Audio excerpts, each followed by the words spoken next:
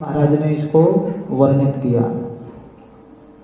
और वर्णित कब किया? व्यास जी महाराज विराजमान हैं बद्रिकाश्रम में, बद्रीनाथ धाम में है, अलकनंदा नदी के किनारे पर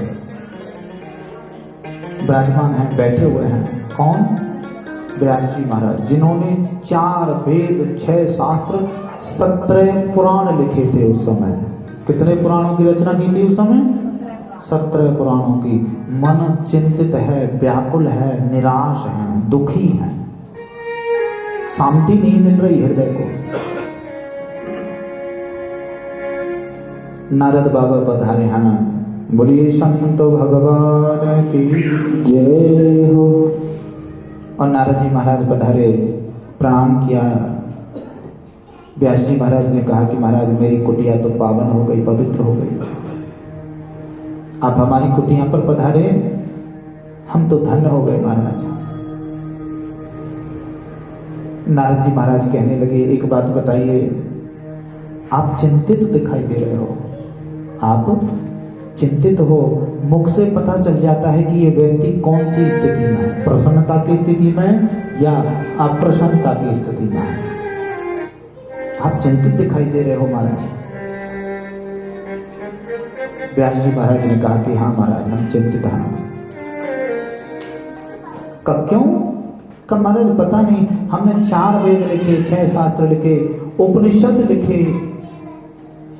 कई और व्याख्याएं की, लेकिन फिर भी हमारा मन दुखी है, अशांत है, चिंतित है, बेचैन है।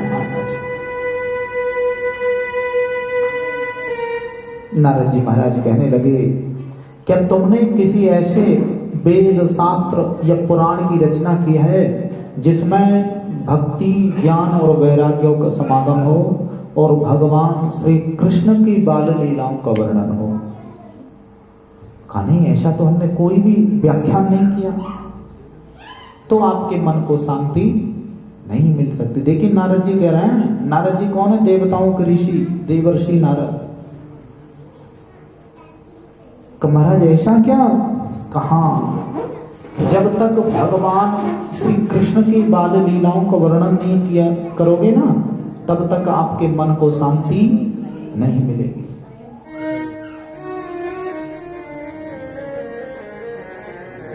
कहा महाराज मैं कैसे विश्वास करूं? तो नारद जी महाराज ने कहा कि हम पूर्व जन्म में, यानी कि पहले जन्म में, हम एक नगर के सेठ के पुत्र थे। नारद जी कौन थे? नगर सेठ के पुत्र। सेठ जी हैं, एक सेठानी है, उनके पुत्र हैं। कौन? नारद जी महाराज। बड़ा आनंद है। एक बार क्या हुआ, सेठ जी की मृत्यु हो जाती है। सेठ जी का क्या हुआ? मृत्यु हो गई। और सेठ जी की जब मृत्यु हो गई तो जो कर्जदार थे, जिन पर सेठ जी का कर्जा था, वो तो धन देने के लिए नहीं आए, लेकिन जिनका धन सेठ जी के ऊपर था वो मांगने के लिए आ गए। तो सेठानी ने क्या किया, जितना भी सब कुछ था, कारोबार था, पूरा बेच करके उनका कर्जा चुका दिया। रहने के लिए स्थान भी नहीं मिला। अपने पुत्र को लेकर के उस नगर से दूर चली गई। क्यों?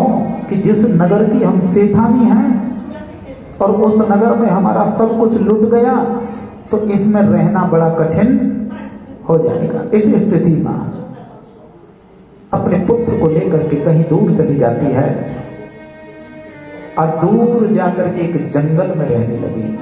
छोटी सी कुटिया बनाई और उस कुटिया के अंदर रहने लग जाती है। दिखाता क्या क्या रंग है ये किस्मत का बदल जाना, कभी है दास दासियां, कभी खुद दास बन जाना। एक किस्मत के बारे में पता नहीं है कब बदल जाए। उसके घर पर दास दासियां थी, नगर की सेठानी थी, लेकिन सेठ जी की मृत्यु के पश्चात में उसको खुद दासीपन स्वीकार करना पड़ा। जंगल में रहती एक कुटिया के अंदर, और जिस जंगल में रहती थी वहां पर जो नगर था, उस नगर के जो सेठ थे उनके घर जाकर के झाड़ू पोछा किया करती थी, और उसके करने से जो भोजन मिलता उसे अपने पुत्र को दे देती, और जो पुत्र से बच जाता उसे स्वयं स्वीकार कर लेती थी। इसलिए जब धनवान हो, पद प्रतिष्ठा आपको मिले, तो आपके हृदय में अहंकार नहीं आए। क्यों? क्योंकि समय का पता नहीं है, हैं?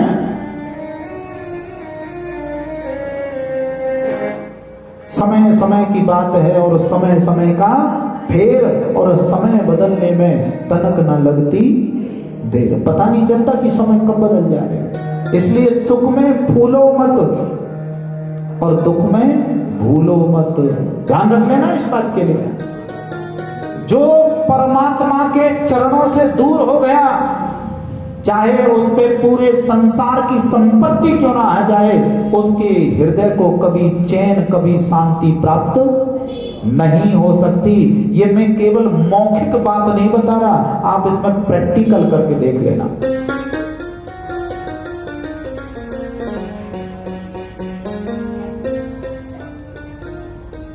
बेचारी अपने पुत्र को लेकर के रहती एक झोपड़ी के अंदर।